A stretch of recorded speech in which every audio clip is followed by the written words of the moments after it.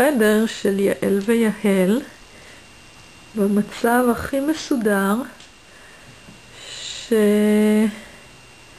שהוא בטח יהיה אי פעם. אז זה דורש תיעוד. אפילו השולחן של יעל מסודר. שולחן של יעל תמיד מסודר.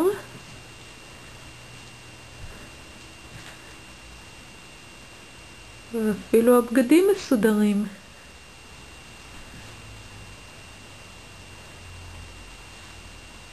אם יוצאים מהחדר, אז זה הסלון. הסלון שאחרי, גם במצב מאוד מסודר. כמה בקבוקי יין שנשארו.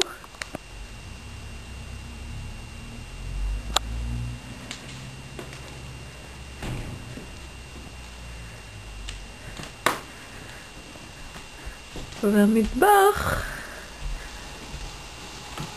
כמעט מסודר. יש עוד כמה שאריות, כמה בקבוקי יין שנגמרו.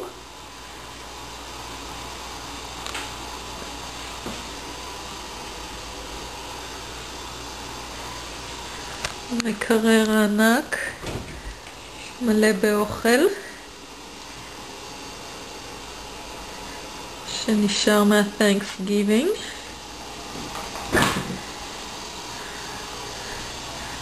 הכל די נקי כבר. המדיח בנג לאחרונה. צלחת אחת יתומה בכיור שמצאתי אותה אחרי שהפעלתי כבר את המדיח.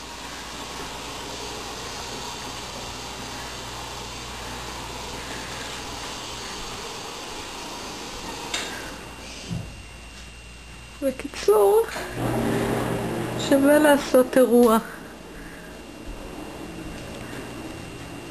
בגילנו הבית, במצבנו הבית אחרי האירוע, במצב יותר טוב משהוא היה לפני.